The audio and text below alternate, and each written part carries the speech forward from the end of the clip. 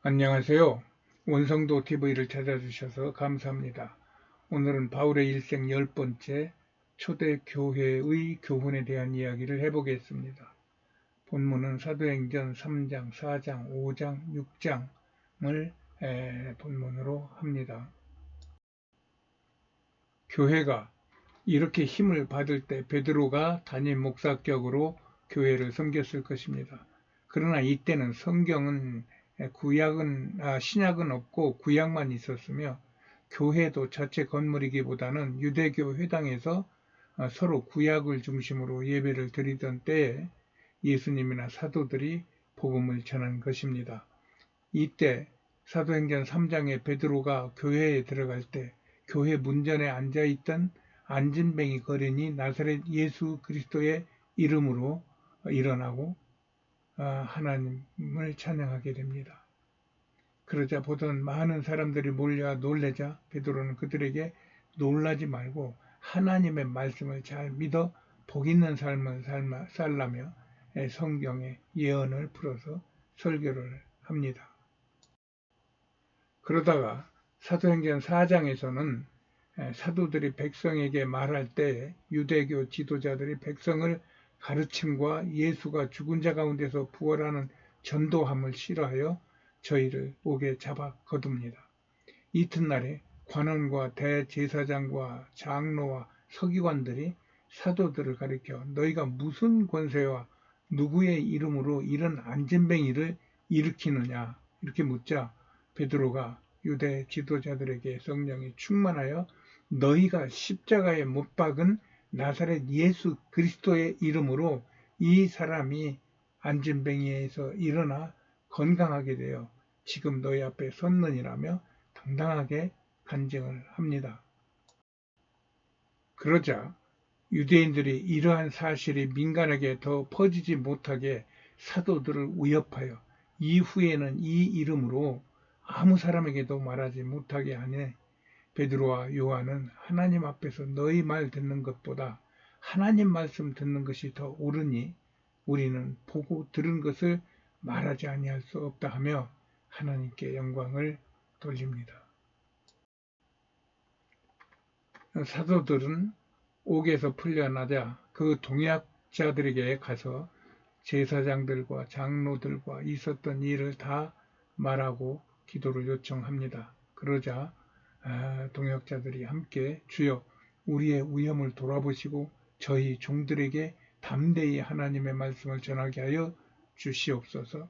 우리가 손을 내밀어 병을 낫게 하옵시고 표적과 기사가 거룩한 종 예수의 이름으로 이루어지게 하옵소서 라며 기도하니 모인 곳이 진동하고 무리가 다 성령에 충만하여 담대히 하나님을 복음을 전합니다. 이때 구브로인 레위족 요셉이 있었는데 그 이름을 번역하면 권위자라는 바나바로 불렸는데 그가 자신의 밭을 팔아 값을 가지고 사도들에게 헌금을 합니다.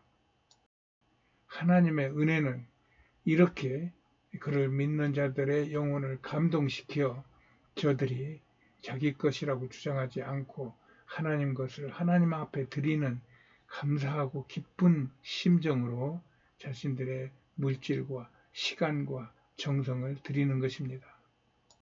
그러자 5장에서는 아나니아와 삽비라 부부가 자신의 소유를 팔아 바치려다 그 판 값에서 얼마를 감춥니다. 그리고 나머지를 사도들에게 바쳐요. 그러자 베드로가 그에게 성령을 속이고 하나님께 거짓말한 것을 책망합니다. 그러자 아나니아가 이 베드로의 이 책망을 듣고 엎드려 죽자 사람들이 그를 메고 나가 장사를 해요. 그러자 온 교회와 이 일을 듣는 사람들이 다 크게 두려워합니다. 이는 성령을 거스르는 죄가 얼마나 크게 진노하시는지를 확실히 보여주는 사건입니다. 여기에서 성령을 거스른다는 말은 그리스도인이 자신의 신앙 양심을 벗어나 교회에 해를 끼치는 영적 행위로 해석하겠습니다. 이렇게 하나님은 사람들의 행위를 보시는 게 아니라 그 행위를 하게 하는 그 사람의 마음을 보시는 것이 성경 곳곳에 나타나고 있어요. 그래서 코람데오니, 정직이니, 전심이니 이런 말씀들이 성경에 많이 나오는 겁니다. 이렇게 사도들에게 표적과 기사가 많이 나타나니 성도들이 감히 그들과 맞서지 못하고 사도들은 백성으로부터 칭송을 받습니다. 이로 인해 더 많은 자가 주께로 나오는데 심지어 병든 사람을 메고 예루살렘에 허다한 사람들도 다 모여 병든 사람은 고침을 받고 귀신 들린 사람은 귀신이 떠나게 되고 괴로움 받는 사람들은 그 괴로움에서 평안을 얻고 나음을 얻게 됩니다. 반면에 유대교 지도자들은 마음에 시기가 가득하여 일어나서 사도들을 잡아다가 옥에 가두었으나 주의 사자가 밤에 옥문을 열고 끌어내어 복음을 전하라고 풀어줍니다.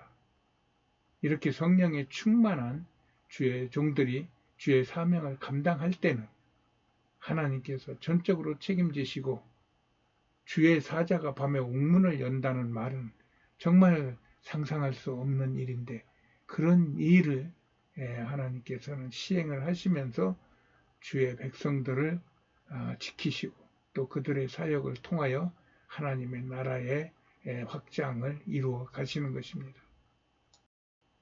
사도들이 나가서 복음을 증거하니 유대인들이 예수의 이름으로 말하는 것을 금하고 채찍질하였으나 사도들은 또 예수의 이름을 위하여 능력받는 일을 자랑스럽게 여기고 기뻐하니 유대인들이 어찌하지 못하고 사도들을 도와줍니다. 그러자 저희가 날마다 성전에 있든지 집에 있든지 예수는 그리스도라 가르치기와 전도하기를 쉬지 아니하니 교회는 날로 부흥합니다.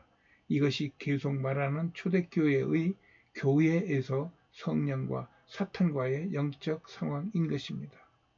많은 목사들이 교회의 부흥을 꿈꾸고 부흥을 위하여 처절하게 기도합니다. 그러나 처절하게 기도해서 교회를 키운다는 것이 아니라 처절하게 기도해서 성령을 받으면 하나님께서 행하실 일을 알려주시고 행하실 일을 같이 하게 해주셔서 그러므로 사람들이 따르고 교회가 부흥된다고 하는 이 초대교회의 원리를 우리는 명심해야 할 것입니다.